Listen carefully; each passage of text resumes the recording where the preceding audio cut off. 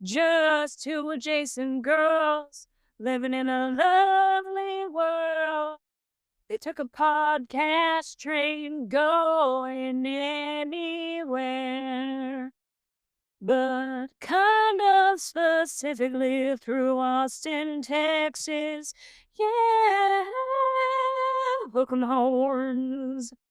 Welcome back, y'all. Welcome to Adjacent. Today we have somebody who's gonna get you all aligned. He is Shelly's chiropractor. Who do we have in studio today, Shelbo? Dr. Gonzales. He's part of Espinosa Chiropractic. So they have two locations, one walking distance from my house down south and one up north. And That's right. That's right. And we added a link to the RSS. So link up and get your appointment to get aligned. I'm going to tell you, I don't like to be touched, but I felt very safe, secured, and cared for when I was having my sciatic nerve issue. They immediately, after a consultation, they did a quick adjustment. I went back one more time and I got adjusted. But Shelly, you've been doing a long series of treatment with Dr. Gonzales and his crew, and you have seen dramatic improvements in your mobility. And how long have you been going to him, and what level of care from this amazing man? He's so gentle, but so knowledgeable. What have you had done? So this is a long-term program. I think we're on month 5. It's a all-inclusive program. It's not just alignment and go. His staff, he has a PT on staff that helps you with stretching and different exercises. He has all the equipment to work on your neck alignment, your shoulder alignment. It's a whole program. I originally went in because I had a cheerleading injury from 1989 that I have a loose bone in my foot, and it shifts sometimes, and it hits a nerve, and it's very painful. And so then I started overcorrecting with the foot, and so I had my hips out of alignment, my shoulders were out of alignment, my neck, all the computer time and everything. Everybody's necks are kind of jacked right now. And so he's worked on all of it, and I feel so much better. Adrian, my husband, also has sciatic nerve issues, and he did a shorter version of a 12-week program with Dr. Gonzales, and he religiously does all the stretches and everything, and it really helped him as well. And a couple of our neighbors gone as well, and so highly recommend him. I can't recommend him enough. And he's a great interview, and I think he's very enjoyable, and he's a nice person, and I think it's a wonderful interview, and I think everybody will enjoy it. Well, one more thing before we launch this.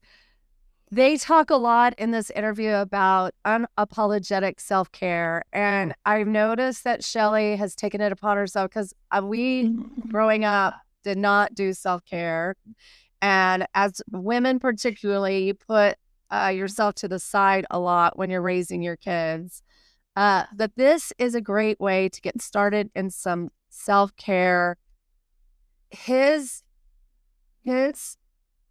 chiropractic group is so professional, so welcoming, that they're a family in there.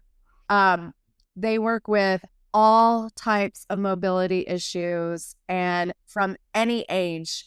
So he said he had patients in their 90s, and he had a patient in their babies. 3 months. So yeah. Give it a try.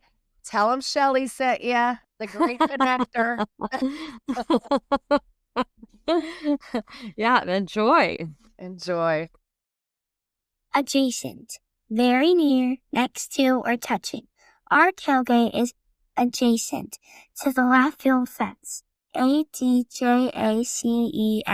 Adjacent.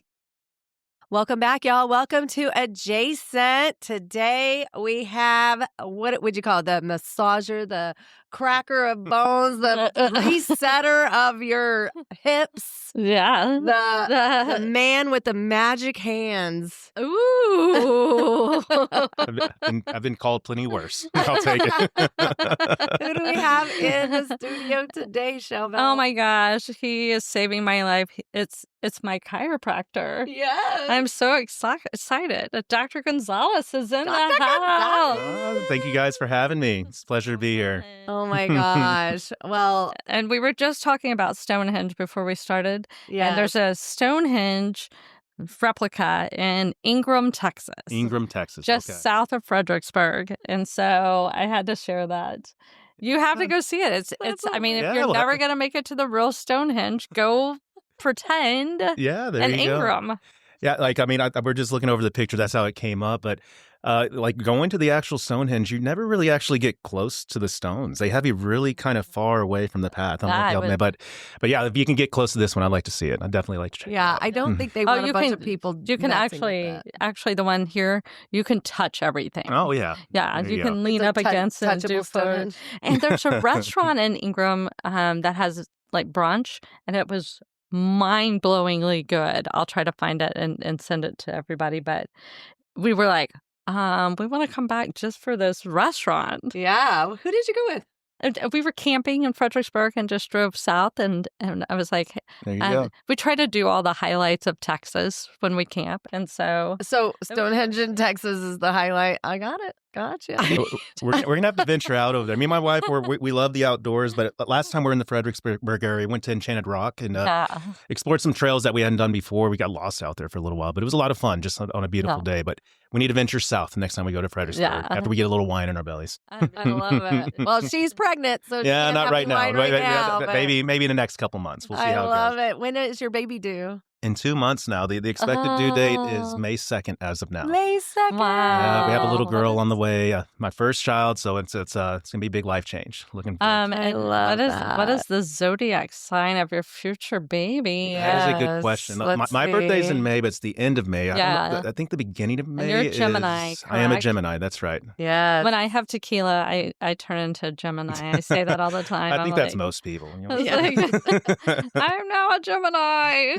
I'm a Gemini. Evidently, I have split personalities. I wouldn't know. Maybe my wife would be able to elaborate more on that. And y'all are having a little girl. We're having a little girl. Oh my Did y'all gosh. officially decide the name? Are you ready to? No, do You don't it? have we to say it. You no, don't we have to- officially decided. We've been going back and forth between so many different names, but I think we've landed on Annabelle Mia. Oh, okay. Oh, that's beautiful. I love that. So sweet. Well, and then you can, I love the name Anna. I love the name Annabelle because you could call her Belle or whatever. And it didn't really Belle. work. We didn't plan it this way, but my mom's name is Belinda, and in Spanish is Belinda. So that Belle was her nickname kind of growing up. So, but it just not because it was my mom's name, it just kind of worked out that way that she may have a similar nickname to my mother when she was young as well. But yeah, we're excited. We're excited for the life change. It's becoming a little more surreal now that it's just 2 months away. Oh, it's real. Yeah, whenever you just find out, it's like, yeah, we'll kick that can down the road. We'll get there eventually. But yeah, it's we're at the home stretch now. We're at the home stretch. Exciting. And So, are you seeing the movement in the belly? Oh yeah, she's moving. She's definitely moving. She's a gymnast already. Oh yeah. Like my wife's been not necessarily super active, but she has been exercising, lightly, not as much as she was before. Definitely not as strenuous or high intensity, but it's funny because when she's working out, it's like the baby's getting her workout from what she says as well. yeah. She's like she's just Yeah. moving so much, it's while a she's lot of exercising. lifting. Yeah. And when you're active, sometimes they're very active. Yeah, and So, I think that's yeah. what she was saying. There's a correlation between whenever she's active as well. But that's kind of like our nightly routine. Just kind of see, like if it's this indication of things to come, she's going to be up all night because whenever we're getting ready to wind down at night, that's when she's most active. She's She's like, just, yeah. I know. I She's love like, that. take that. Yeah. I know. You can just see It's their little like- body moving around. So you're going to be in for a handful because she's going to be a Taurus. Annabelle Mia is going to be a Taurus. So they said they're ambitious, enjoy comfort. They love They value stability, unwavering drive. They're very sociable, peaceful, and dependable, but they also have a very strong-headed sense to I was waiting for the themselves. but. So I'm excited for that. It says, what is your wife's? She is a Leo. A Leo. Leos are great. Wow, y'all are a great combo. Yeah. It's gonna be great. I'm gonna be outnumbered at the house. Yeah. Do y'all We'll have have to get a dog. Do y'all have any Yeah. pets? No, but that is like we were gonna pull the trigger on a dog, but she's like, well, with the baby, this life change coming on, let's at least get settled with that, get used to a routine with that. But eventually, we'd like to get a dog to grow up with our daughter as well. We don't know what breed. I think we're looking at possibly some type of mixed breed, just because they're healthier, they'll live longer. But I grew up with a golden retriever. I love golden retrievers. We're golden. We have golden. Yeah, Jody's dog. We talk about this a lot. Starfishes. Starfishes. Like with her legs on arms on our all out. bed. They like total. She takes up Yeah, the whole with bed. the back kind of crooked like that. Yeah. I remember that pose of my dog too. All too well. John and I used to have a queen, and then when we got Georgia and Georgia started taking up the whole bed, we were like, we're gonna have to get a king, and only because we had Luke who was a golden, and Luke didn't live very long, and then I had read that if you let your dog sleep in the bed with you, they live longer. She just wanted an excuse for her. She just wanted an excuse to have that 90-pound dog in bed with her. Well, Dog's so big. But Hey, It FYI, isn't broke, today don't is fix it. Clark's birthday. Shelly's old dog who passed, Clark. If you've been bitten by Oh, Clark, I'm sorry raise to your hear hand that. out there. Yeah, raise your hand if you've been bit by Clark. He's in heaven. Doggy heaven. Yeah. Across the Yeah. Rainbow Bridge. He a while was back. half long-haired Chihuahua, half German Shepherd. Ooh, How did those two get little together? feisty little dog, huh? The mama was taking a nap, and the long-haired Chihuahua. How do they know? They were It was recording It was Casey's animals. Oh. We know exactly how. Yeah, we know exactly how. Well, Jody, I mean, we have a doctor in the house. Can you explain how people get pregnant to Jody? You didn't know the you were birds, the coming in. bees. You didn't know you were Yeah. coming I in for guess I that. could practice that speech for the next couple of years. But. Yeah. Oh my gosh. So you're a Gemini, and you are you like to switch between different socials.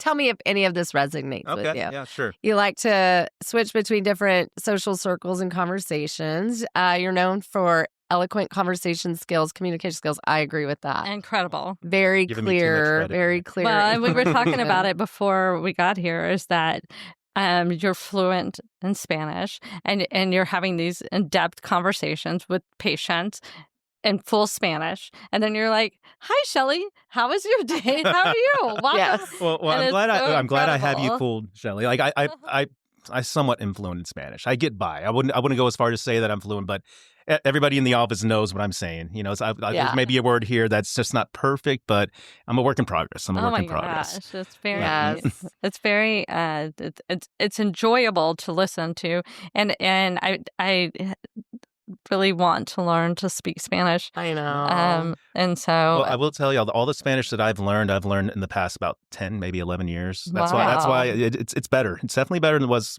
just even last year. But man, it's just so tough learning a second language. Maybe it's just because I'm older, but you see little kids, their brains are like sponges. They absorb everything. It's a little frustrating to see how fast like my niece is picking up Spanish compared to me. You know, it's just, but it's better late than never. You know, better late than never. We're picking it up. whenever, That's good. Whenever it happens. Okay, tell us about your childhood. I heard you have like a nice, amazing family. Yeah. Yes, I mean, I'm very blessed. I'm very blessed. I grew up in the suburbs of Southeast Houston. Okay.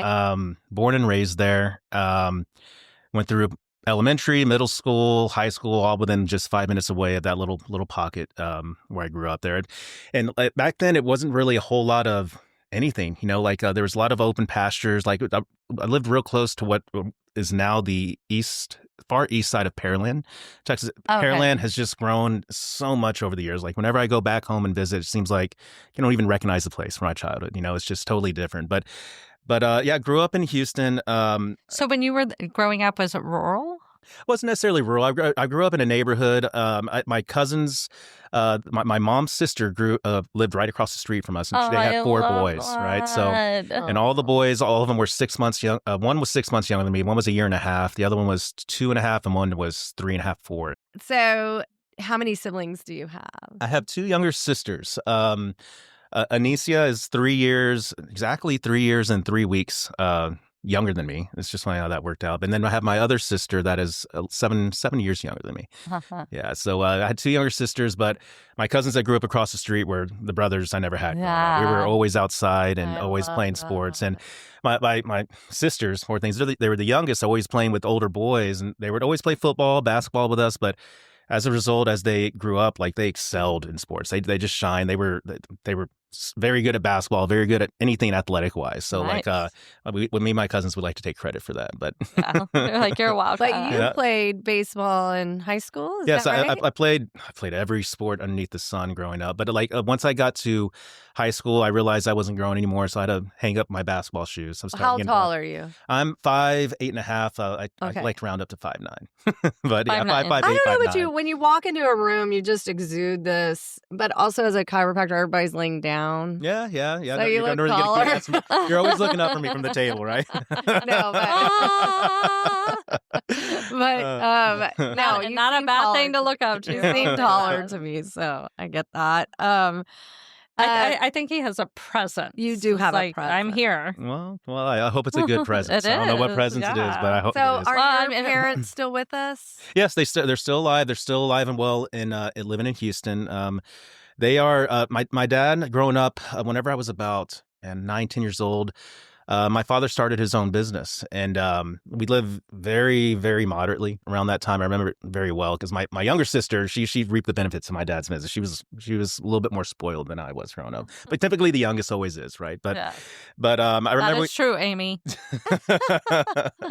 Well, Amy, our youngest sister, Amy, she wasn't necessarily spoiled with things. She was more like everybody just loved on her. She was Yeah. like also we kind of tortured her. Like we had her smoke cigarettes in the playhouse and she was just our little, come on, you're doing this one. yeah. They grow up a little bit faster. Yeah. That's true. Oh my gosh. But there's still, what business did your dad start? My dad owns he still owns it. He's still running it. Wow. It's a machine shop. He basically Oh, designs nice. and manufactures anything basically made out of metal alloys. Nice. He's very big in the oil industry, but he's made parts that have gone on the NASA space shuttle. He's made parts that have gone into Jeep oil drilling, like in the ocean. So from geospace to aerospace is what he always says. Anything in between. And my dad is he's like a specialty shop. A lot of people go to him to design parts that other big manufacturing shops they're good at, like, mass producing, but not necessarily good at designing. And that's my father's specialty. And he's been very good at it. But he's been doing that since '95. And he also has basically an equipment rental company as well. So like kind of similar, I don't know if you're familiar with like Sunbelt, where they rent out like forklifts and towers for construction.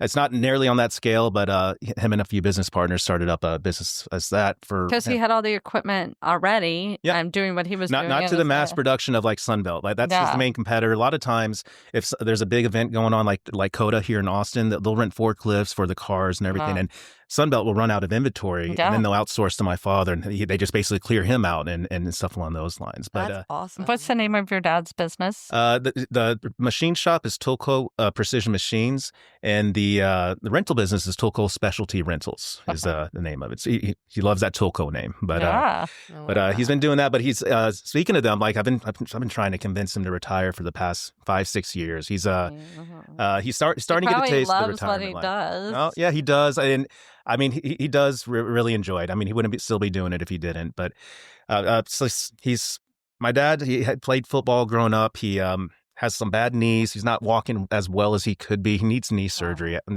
2 knee replacements. But I'm telling him, like, it's time. You've worked your whole life. Take a step back.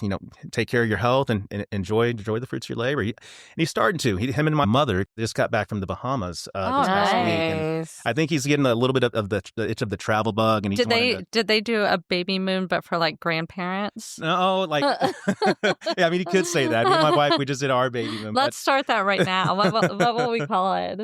a G moon, a Oh, G moon. Yeah, grandparents moon, grandparents. something. Yeah, because Yeah. that I mean, I know that they're going to be helping us out a lot. So they're like, I mean, Yeah. I will say it's not going to be as big of a transition for my parents because they already have grandchildren. But on my mother's side, man, they are ecstatic. It's their first grandchild, and they are. Oh man. We already have a wardrobe for that baby, and she's not even here yet. No doubt. Oh, I mean, getting to bet. dress a little girl is like one of the highlights It's of really anybody's like. fun. And that's the one thing my wife's really. And your looking forward wife to. is such a stunner. I bet she's so Oh my excited. gosh. Yesterday we were at Bolden Acres, and a dad had on a Hawaiian shirt, and his little kid had on a matching Hawaiian I shirt. know. It was So so cute. cute. We all stopped. Everybody was like, "Oh my god!" Yeah. Yeah, my wife's already asked me like, how young do you think is too young before I can start, painting her toenails? And I was like, I don't know. Like, I mean, Yeah. we'll figure it Maybe out. Yeah, Oh my thanks. god, It was good. Yeah. That's first pedicure. Let's Oh, over they're under. gonna- oh my God. 3 years old. Over under. Yes, do I it. say 3. Yeah, I know. That's be so cute. So, And- were and- you the favorite of the kids? I wouldn't say I'm You're the necessarily. oldest. I was and the you're a oldest, boy. and I am the boy. So I feel like, but and my mom will never admit it, or maybe she has to my sisters. Yeah. Maybe, I feel like I'm my mom's favorite. Can we just call 'cause your mom? I'm sure she probably wouldn't deny it. She still calls me her baby boy, right? Oh, But I mean, my parents did a good job of like not necessarily playing favorites, but I think being the only son in the family has some weight. Carries a Well, little and you're bit of weight. just a kind human, and Yeah. so And I get that. I mean, I get my personality. I guess my kindness from my mother. All the women in my life growing up, whether it be my mother, my grandmother, my aunt that lived across the street, my mom's sister, they're just angels. They really are. They're Aw. very very sweet ladies. And I still, I mean, I get a lot of my dad too. Like I get some of the good parts, some of the bad parts of my dad as well. Work but like ethic. just like the I guess the kindness portion of. I definitely get it from my mom. So, are you saying That's you're a mama's sweet. boy? I guess so. I mean, to a certain extent. I mean, growing up, she'd be the first to tell you that I wasn't a mama's boy. But like, I mean, I feel like as I've gotten older, I've kind of transitioned that. It's like you put things into You perspective. realize that she's highly intelligent, Yeah. and you should listen to her. Yeah, Finally. and just like the realization, Very. like friends and family, like that, their parents have already passed away, or whatever the case. Yeah. We don't have them forever, so we got to enjoy them while they're here. I have to say, and your wife's getting ready to experience this, and you get to watch your wife experience it. The moms are typically the primary witness of somebody's life. Yeah. And so when a mom's around, that's incredible. We lost our mom, and then it's like nobody's witnessing my life anymore. So that's why then we it- started the podcast. Yeah, but y'all have each other, right? Yeah. But y'all Oh, have each yeah. other. Okay, so you went to U of H for college? I did. I went to the university. Well, my college I played baseball my first 2 years at Alvin Community College. Nice. That's didn't get a full ride, but I got books, which is fine. Junior college, get the basics out of the way. But Yeah. after my Did second, you play ball there? yeah, I did play ball Okay. there. I used to be a catcher. I was a catcher in Okay. baseball. What? And that's where awesome. Coach Pierce. Well, Coach Pierce. Well, yeah, that's a common name here in Austin. So, whenever I was in middle school, Coach Pierce used to coach my high school that I was going to be going to Okay. after that summer. Yeah. I went to J. Frank Dobie High School in the southeast side of Houston, and he was the head baseball coach, and he had made a name for himself. He was very Wow. prestigious. Like we're looking forward, like me and my fellow teammates around the same age, whenever in eighth grade, we're looking forward to playing for a very intelligent coach. Yeah. Yes. And unfortunately, whenever we were going to into our first year of high school, our freshman year, that's whenever he got promoted to go to coach for Rice University. So Right. we missed Coach Pierce just by that first year. We wanted to see him, Wow. but just played baseball throughout high school. Went to Alvin Community College. After that, I kind of had to look at the mirror because as a little boy, your dream is always to become a professional baseball player, professional Sure. something, right? Yes. And I mean, I was good, but I had to look myself in the mirror. I was like, I'm not MLB the show good, So it's just like I decided at that time to just focus on my academics, try to knock out school just so I can start my career as fast as I could. When didn't you have an injury at that time? Was that when you did your? This was luckily throughout my whole collegiate career and everything. Never had any serious injury. Being a catcher, you break some fingers here and there, foul tips and stuff. But I mean, that just kind of goes with the territory. You just kind of play through it. But my major injuries, and I've told you that some of them out the office, happened in my younger 30s. When I was 32, I tore my ACL and I had to have surgery on that one. And just playing pickup ball at Lifetime, playing basketball. Yeah. It wasn't even a non-contact. It was not like I cut and my knee just gave out, but somebody literally jumped on my back and landed on my knee and forced it inward. So it was a forced induction is what they call it. Where? So this at Lifetime Fitness, Lifetime. How cutthroat is it? Not even getting paid for this stuff. Right? Just tearing ACLs left and right. But long story short, it was 3-on-3, and I don't know how many games of pickup ball y'all play, but sometimes like you just need an extra player to fill in. That's not necessarily a good basketball player, but he's there with some friends that are basketball players. But this guy obviously played football. He was very physical. Like he was fouling the whole time. He didn't play defense. He was playing you, shorts. Right? Yeah, basically like shorts. Yeah. What a jerk. Sorry. But yeah, basically, long story short, game point, I went up for a layup. He wanted to make sure that, the game wasn't over. I mean, it was a big play. And he just kind of jumped on my back whenever I was in the air and just kind of landed right on my knee. And just man. One of the worst pains I've ever felt, Wow. But that was probably the most catastrophic injury. What's his name? Just joking. Just joking. Shelly's gonna go toilet paper his house. Man, you gotta get that toilet paper so up there that you can't get it out, and then when you jump up and pull it down, you're gonna break your ACL. Oh man, I wouldn't wish it for anybody. I wouldn't wish it on my worst enemy. I'm so sorry that happened to you. I did not realize it was so cutthroat. But so I was determined. And then he was playing pickleball. No. To continue, but yeah, like I tore my ACL, I rehabbed it. I was very serious about my rehab. My right knee is better than my left knee now, my surgical knee, because once I got back and I wanted to play basketball again, that's what whenever I was doing my physical therapy, that was my main goal. And I started playing basketball again, and for like 6 months later, I tore my other ACL. Oh, no. And they say usually when you tear one, that like the other one's soon to follow. I mean, it happens quite often. But especially with you overcorrecting with that. Yeah, I mean, you're putting a lot of focus on that, and there's also a correlation. Just like, and I've had some concussions in my life, and they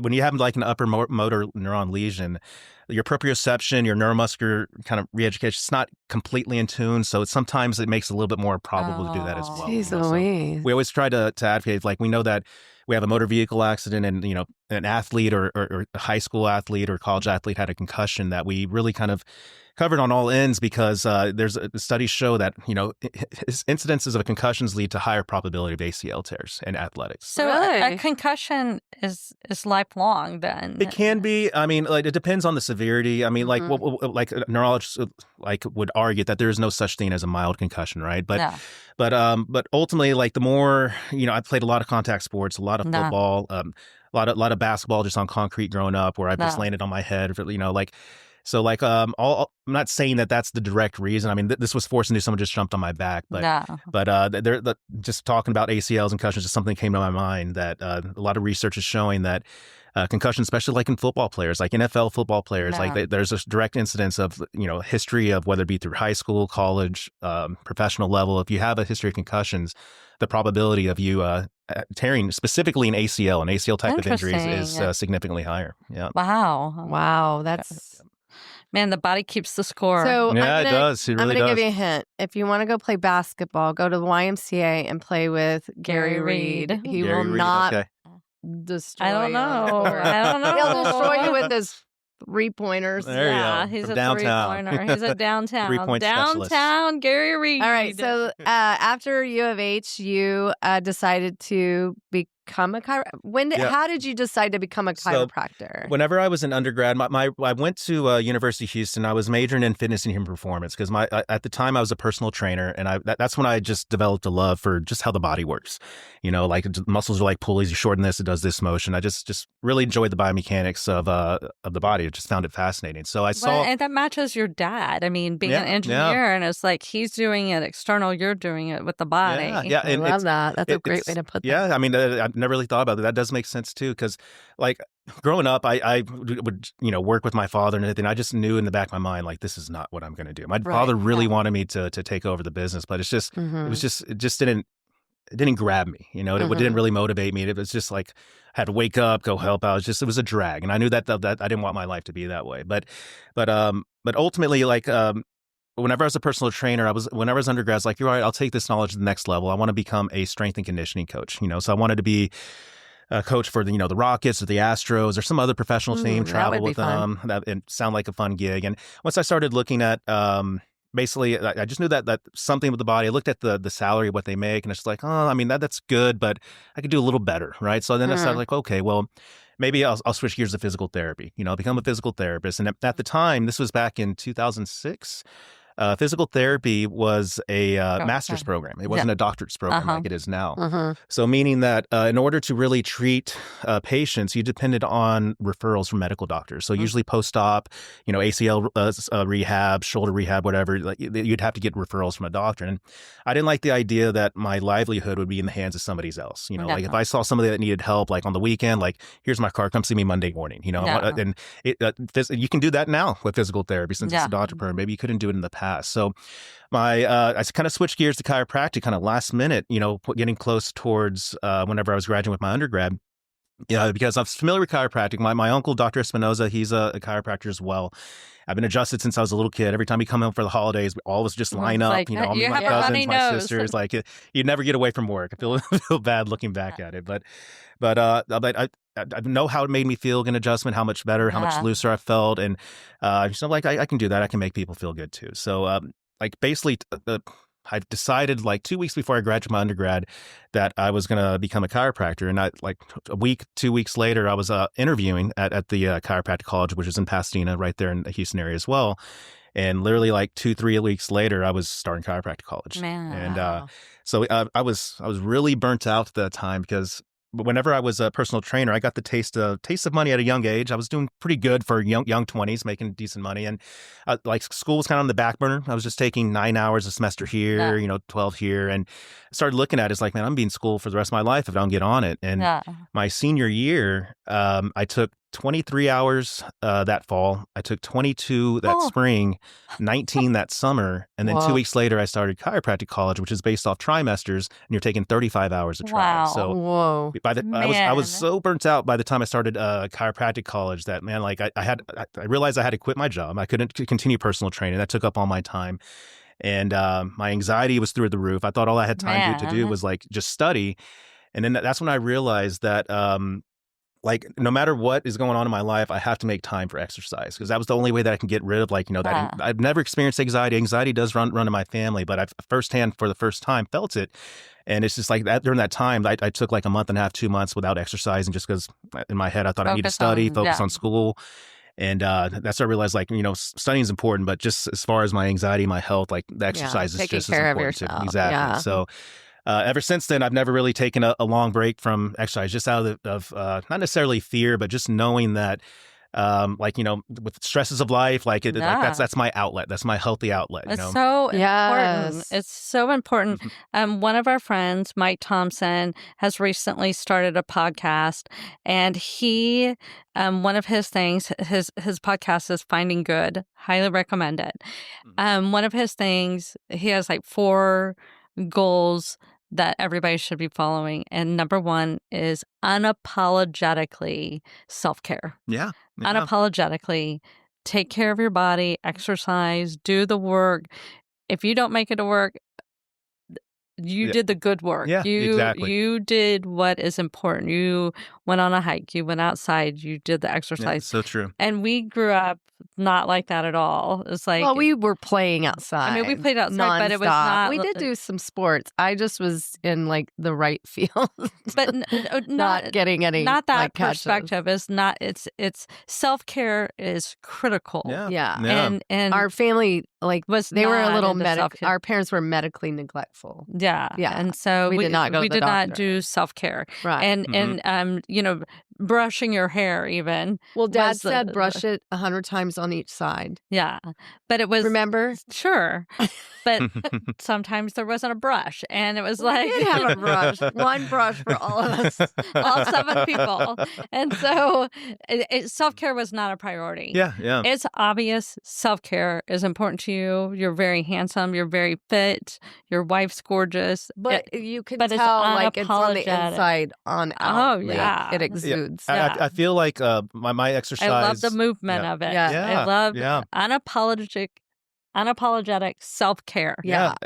Those are good words to live by. Yeah. And I feel like, and it's whatever motivates you to exercise or do something active. Yeah. I mean, more power to you. But I feel like at my younger age, it was more for like cosmetic reasons. You know, you want to look lean, you want to look healthy and stuff. But you want that 8-pack. Exactly, right. But whoa. But as I've gotten older in age, it's just more for health reasons. It's Right. It's not necessarily. I have nothing to prove to anybody. I'm happy with my wife. But you and everything, see all sides of it. So you see somebody coming in at 60 and they can barely walk. Yeah. What's your oldest patient right now? Ooh, it's funny you bring that up because I have a very old patient. Not very old. I mean, she's getting around, but she's 92 right now. Wow. Nice. 92. And who's your youngest? Youngest, it's probably right now. We had a motor vehicle accident, family, and I think it's going on 2 years, 1.5 right now. 1.5 right now. Yeah. Wow. So you have to really know how the body is affected at different ages and most all of definitely. And that. I mean, different body types, different ages. It's not like a cookie cutter type of program where everybody's getting the same type of care. You know, obviously you're not going to be adjusting a baby the same way you would an adult or someone that's, you know, in their 90s as well, you know, but yeah, all different age groups can benefit from chiropractic. On the topic of babies, the new research, scoliosis was believed to be idiopathic, meaning there's no known reason for what causes it. Right? We know it's there. You just got to treat it. But new research is showing that like the birthing process is traumatic for the mother, obviously, but it's also traumatic for the baby. It is. If there's like a breech birth or the baby's not positioned right, sometimes doctors are getting forceps and just squeezing the baby out of the birth canal. Their spine is so limber at that time, and if their spine is contorted and it gets bent through the tight birth canal, and it goes unmanaged or uncorrected, their body will kind of form in that alignment. And as they get older, makes so much sense because we have some friends that we have lots really of friends. like insane curvatures, back issues. alignments. Yeah. My mother-in-law, I mean, she has that I mean, it looks like scoliosis, a road, and she's in Florida, and she's a chiropractor. Oh, thank goodness. Very cool. But she just started that, and it's like, man, could some of this have been prevented? Now it's really affecting her alignment. Yeah, I mean, and that's what I try to kind of reiterate to patients, like. You don't necessarily have to be feeling pain or having symptoms in order to have an issue that can be corrected. That's could dramatically affect your quality of life later on in life. You know, like you can be leaning, you can be twisting, your spine could be leaning or twisting, and you could be feeling fine, not necessarily having any pain, but you're used to it. Your body's adapted to that posture, right? And but ultimately, whenever you have abnormal biomechanics, you're putting extra pressure on different levels of your spine, more stress than what your spine's designed for. I see you have your exercise hand right there. Shelly's putting on there. While we're talking about posture, let's work on it, right? Let's work on it. That's hilarious. It keeps the shoulders back. It's a very good modality. We have those at the office. Many patients use them. They work very well. What are they called? Basically, it's just a shoulder retraction device. There's so many different. I just put mine on. Yeah, it's a band that you put on. It's almost like a jacket. It's just a little band. Makes your boobs look bigger. Yeah, I mean, when your shoulders are back, that's what you're loud and proud, right? Your loud and proud. So what would be? I'm sorry. Go back to the baby thing. Yeah. How do you? I'm sorry. Like, should babies somehow get adjusted at birth? With babies, I plan on adjusting my daughter. Like, I mean, really not necessarily right out of the womb, but I mean, like within the first month or two. Like, and the infant babies, like it's not like what you would think as like a get on the table and or anything like that. Like, you just basically hold the baby, and when you feel the spine, you'll feel that like certain do not do areas this without a professional, guys. It's funny because in school we have little models, where you practice on these little plastic little dolls, just in case you ever were to have to adjust an infant. I know some chiropractors don't feel comfortable adjusting infants at all, and by all means, just do whatever you're comfortable with. Don't do it if you're not comfortable with it. But But ultimately, like it's just you just carry the baby, and whenever you're tracking the spine, you'll feel like certain levels maybe a little bit more elevated, and really just with like a slight little press of your finger, you'll feel like just a little release. So their ligaments are so lax, and it's a totally different type of technique, I guess you say. Wow. That's incredible. But yeah, like I mean, I remember when I had my nephews. They were born about 5 years ago. I was talking to my sister. They were probably maybe about, I don't know, 6 months, maybe 7, 8 months, something like that. And we were on a trip, and I was just carrying them, and I was just like, I wasn't adjusting them or anything, but I was just carrying them, and I was kind of feeling like, I was like, hey, I brought my sister over. It's like, you feel this here on Brody's back, and it's like you can just tell like his left side of his back was just really sticking out, and right was sticking in. It's like, I'm just gonna do a light little adjustment, then feel afterwards. So I put a little pressure in it, and again, you just felt a little tiny click. It's not like a huge pop, like a bomb goes off, but a little tiny click, and you feel it. And it's definitely, obviously, just a little bit more better line, where it's not like one side's higher compared to the other. But it has to be easier. my at that God. It's definitely age. easier. Yeah, like I mean, This is like a so party easy. trick. Yeah, I mean, it's Bring me your baby. yeah.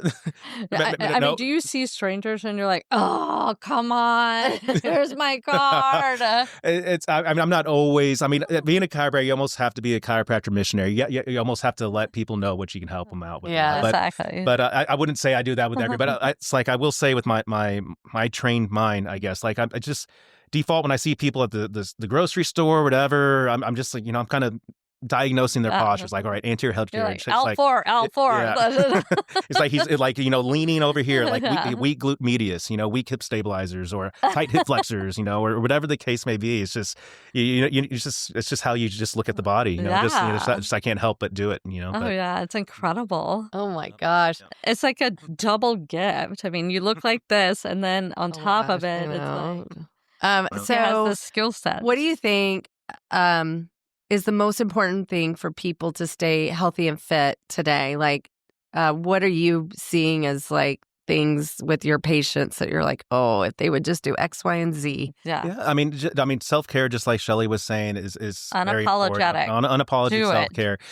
And I would say the two main things, like, is just move more, eat more conscientiously, like eat more healthy. Don't eat necessarily what's convenient. It's not, because like eating healthy isn't always convenient. Right. We are, like, as human beings, we're almost designed to go through the path of least resistance. Mm-hmm. Try to train yourself to do the path of most resistance. Right.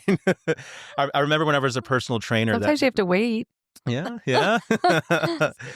But I remember when I was a personal trainer, I'd be waiting on clients, right? And like I see a car just circling around, someone just trying to get that front row parking spot, right? And then they come in just to get on the treadmill. It's just like, why are those extra steps of just like an extra row or two of the parking lot a big deal? And I mean, I understand if it's like at nighttime safety, but it's middle of the day. It's a safe gym. And same thing that you see people take the elevator to go upstairs where the cardio machines would be, and just to get on the Stairmasters. Like, why don't you just go up the stairs to get on your Stairmaster? It's like, it's That's just like so funny. We're just kind of trained to take the path of least resistance sometimes. So like doing what's not necessarily easy, but can be more difficult, as far as just finding that far, parking spot, or just little things to challenge yourself to be more active throughout the day. Yes. And just really food. I mean, food is like the most important thing about everything. I mean, like, and we're all guilty of it. I'm not saying I'm perfect eater. I mean, I think you are. I eat. I don't eat. What did you eat for breakfast today?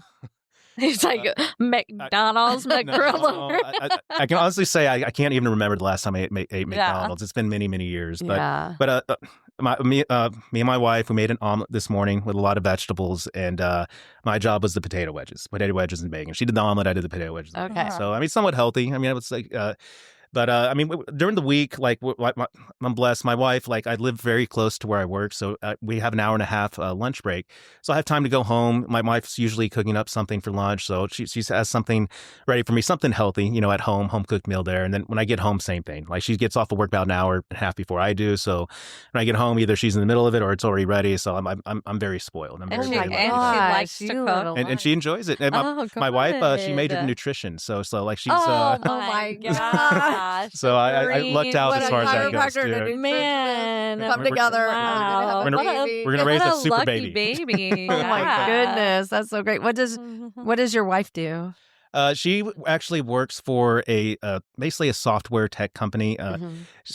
She'd be able, I think it's called Cloud Factory, but it's basically where they fine tune companies' AI. So like if the AI is, if the company is implementing AI into their operation, they'll try to fine tune it to be more specific and more efficient, I guess, whatever they're trying to do. So Yeah. it's another language to me. She Wow. understands a little bit better than I do, but that's kind of the gist. AI nutritionist, Oh my chiropractor. gosh, you guys are powerful. Gorgeous. Oh my goodness. Southeast. They live in South Austin. What are Yep. your favorite exercise?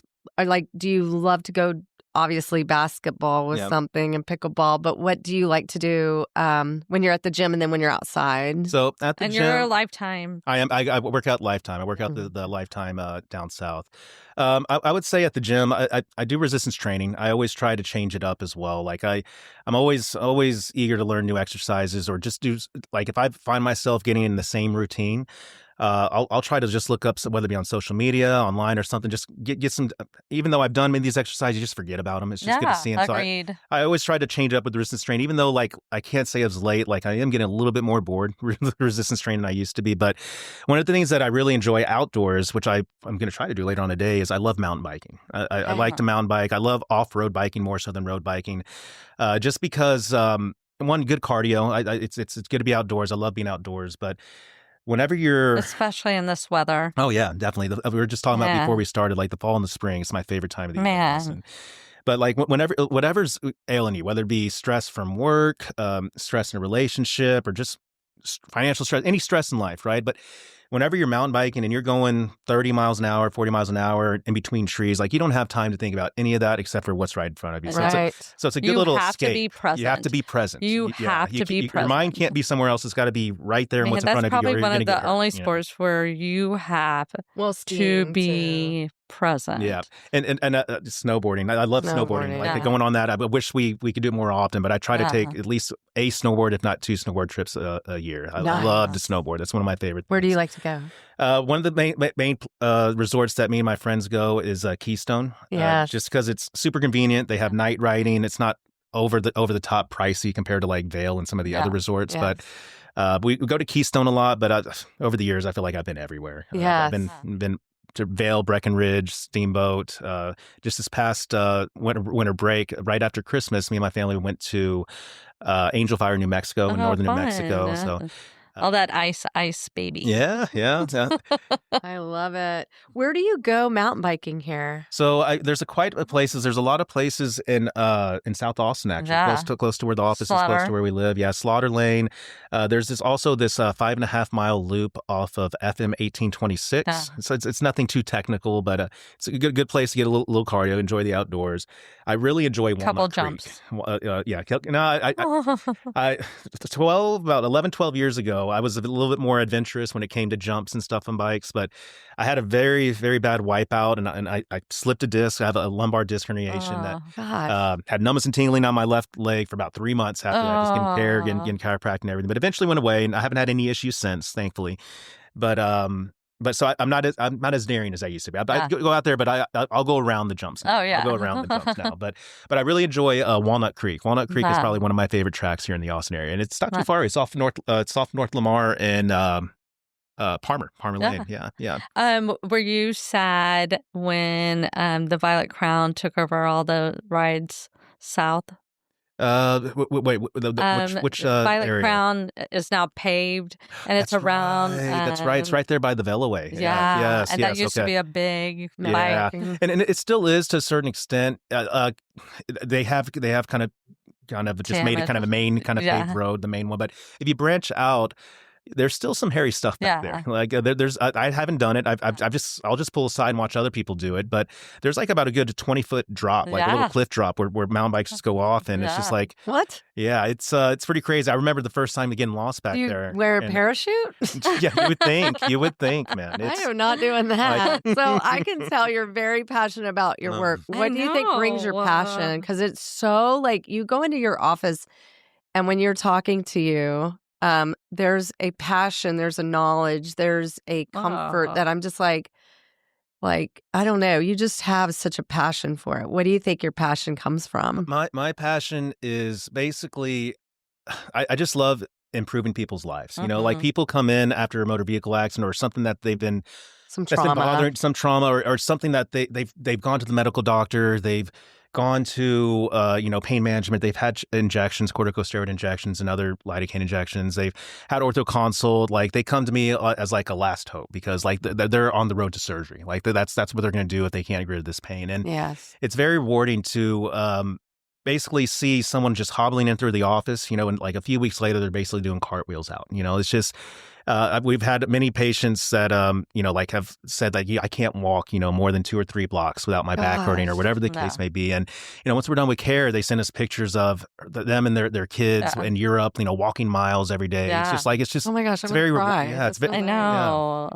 That's really what it's all about. I mean, supporting everybody's unapologetic self-care. Yes, exactly. And it's just, that's awesome. It's a lot of education too, because I mean, I feel like Austin is a health conscientious city. Like a lot of people are more familiar with chiropractic in the city, but there's some people that are still skeptics, not really understand what it is, what we do. They just heard a lot of negative things about it. But ultimately, we are just naturopathic, homeopathic healers. We look at the source of whatever it may be causing your pain, whether it be musculoskeletal pain, nerve pain, and try to adjust in correcting the source rather than just mask it with mask the symptoms with medicine or injections while meanwhile the problem gets worse. Yeah. So we like to. But to answer your question, like it's just it's very rewarding in a sense. Instead of like because whenever I was going through my career choice, I was looking at med school. I was looking at different types of options as well. If I was to go med school, I think I would have been an orthopedic surgeon. But just because I love the body. But people get better not because they're taking this pill or not because of this. They're getting better because of my hands. And what we're doing. And it's like these hands are what's like. Do you have insurance on those? I do actually. I bet you should. Mountain bike accident, broken hand. I'm out of commission for a while. Like I need to protect these hands. Yeah. I can't clean the toilet. These hands. Yeah, I mean, I live a very active lifestyle, and I'm not as daring as I used to be, but I still am an adrenaline junkie to a certain extent. Once that baby's born, you're going to be like putting them in bubbles so that they're protected. Oh my god! Yeah, you remember the movie Zoolander where they have like the glass thing around there? I love that movie. The hand model when they're like dancing with the gasoline. That's so crazy. So funny. Well, I was a late adopter to chiropractic. You were, care, but it's changed your life. I love it. I am so. Your clinic is incredible. I'm so thankful for it. It's walking distance from my house, which is a huge bonus. But it's all inclusive. Explain that side, because it's not just you. It's really a lifestyle change. Yeah, it is. Like, I mean, like most of the time, like people will come in for some type of muscle complaint, like back pain, neck pain. I mean, we're known for the spine, but whether it be shoulder pain, knee pain, whatever. They come in and after, the treatment plan, they're feeling great. But not only are they feeling great, but throughout the course of their care, they're feeling other differences in their bodies. Like the way that I always kind of describe chiropractic as far as like wellness is think of your spine as merely just a structure that protects your spinal cord. And if there's any type of malalignment that's possibly irritating nerve roots, it doesn't necessarily always cause pain or tension, but it's just wherever that nerve is traveling to, it's your body's not going to be working to its full potential. So think of it as like your spine is a circuit breaker in a house. And if one of the buttons is off on the circuit breaker, wherever that electricity flow to the house is going to, maybe the lamp will work, but the fan's not working. The TV's not turning on. It's working, but not to its best potential. And ultimately, as we improve the alignment in your spine, one, you're feeling better. The pain's going around. You have better mobility, all the benefits of musculoskeletal wise. But the nervous system benefits is what we help patients get rid of headaches. We help patients get rid of heartburn, acid reflux, gastritis. With women that have abnormal menstrual cycles or haven't had a regular menstrual cycle, they become regular. In a few cases, we've helped patients conceive. We had a patient that have gone through so many, the allopathic approach as far as, like infertility and all the therapies that they do with that. And she had a motor vehicle accident. She came in and she was having bad low back pain, but we took films of her spine. Her spine was jacked. She's never had an x-ray of her back. And ultimately, at little by little, as we started improving the alignment of her spine, she was iterating that, like, I haven't had like regular menstrual cycle in so long, but I'm regular these past like 2 or 3 months, and That's great. like once we concluded with care, like a month later, she came in just really happy, just stating that she was pregnant after she's been trying for many years, and she equated it to a lot of the help that we gave her. I can't definitely prove and say that. I think it helped does her, help. but ultimately that's the power of the nervous system. Nervous system controls all the other systems of your body, and if we just give your nervous system a kickstart, mental health. Oh yes, most definitely. I mean, it's everything. It's the whole package. Yes, I agree. So I want to ask you something. As a doctor, like, how do you deal with the smells? Well, I will say, like, like growing, whenever I was in school, whenever I was in chiropractic college, I was a student intern for Rice University's athletic department, and they stuck us in one of their old locker rooms. And for whatever reason, all the football players, the track runners, and everything, they would never come before practice. Yes, they would always come after practice. And by the end of the day, that room would be smelling so gnarly, so gnarly. I cannot imagine. And like it'd be hot summer days in Houston, humid days, and like they'd be coming in with like an ankle complaint or a foot complaint, like me and some colleagues, we came up with this little idea that there's this cream called BioFreeze. It's a menthol based like analgesic cream that just gets cold. It helps kind of just while we're on the topic, the analgesic creams like Icy Hot, Bengay, the way that those work is that whenever you feel that tingling sensation, it distracts your brain. Your brain feels the tingling sensation, takes your mind off the pain for a little while. So it's not necessarily, healing or anything, but it's just kind of calming down the pain shortly. But what we do is we'd get that menthol base. Yeah, exactly. We'd put it on our upper lip. Yeah. So we'd just be smelling menthol all day instead of like, nasty feet and whatever other smells would be coming in there. But yeah, that's what people do when they're looking at a murder crime scene. They put something over their lip to help with the smell. Oh, yeah. Nothing like nothing like necrosing tissue. Like, oh man, that's not a very pleasant smell. But I mean, I feel like just go back in the office. I was in school, but everybody has different hygiene. Like I mean, I'm not going to control people's hygiene outside of the office, but at the end of the day, like I mean, we got antibacterial there. We got stuff. Like I mean, it's just I feel like I've been doing it enough. Like nothing really phases me anymore. I'm impressed because I'm like, I don't know. I teach in a classroom, and sometimes I'm like, oh. This one kid eats beef sticks like almost every day, and I'm like, "Can you eat that outside?" Like, you're making my the oral factory. I'm like, okay. Tell us, y'all have 2 clinics. Tell us, where you're located. 2. So I'm at the South location, which is off William Cannon and Escarpment. Walking distance to my house. Walking distance from Shelly's house, very convenient. But yeah, I've been working with my uncle since July of 2012. Does he do your adjustments? Yes, he does. Okay. He is my chiropractor as well. Yes, definitely. And the north location is not too far away from here. It's off 183 and Peyton Gin Road. Oh, yeah. That's the original OG office. That office. Your office is beautiful, by the way. We love our office. Like we were one of the first ones to move into that Meso Oaks professional building area. But yeah, the original office up north, it's been there since like the late 90s. So it's very well established. We're just trying to get up to the north office's level. And we're getting there over the years. We've just steadily set not increasing like exponential growth, but we're steadily growing every year, and we're taking the needle in the right direction. But, awesome. Yeah. And who's in your staff? So right now we have a staff. Shelly loves your staff. Yeah, I mean, they make my life easy. If I'm being honest, they're the ones running the office. They make my life easy, so I can just treat patients. And they're so welcoming and adorable and kind. Yeah, we did good getting them at the office. Yes. But we have Susie, which has been working with me since I moved down here to Austin. We've been working together for 13 years. Wow. I'm not going to tell your age, Susie. Wouldn't want to. Me and Susie are the same age, and like we've been working from our mid-20s, and we grew up, and like I mean, we've been through a lot of life experiences together, right? But and Day has been working with us, Dayanne, but Day for short. She's been working with us for about maybe the past six, maybe 7 years. And that speaks volumes that you have longevity with your staff. There's not a lot of I mean, we try to take care of our staff. And we work hard. Like Day's on vacation right now. She took and I love being able to you know, if one of my team members wants to, you know, take a week and a half off, yeah, go for it. You know, like, you know, and that's ultimately what she did this past week. I mean, they work hard. I want them to have a good, healthy, you know, work-life balance. You know, like, and it's the same thing whenever I'm gone or when Susie's gone. We just pick up the slack. We're a good little team. I hate using the word staff, you know, because like, I mean, they're just family at this point. We're just a team. They're like they're team members, I guess you say. Exactly.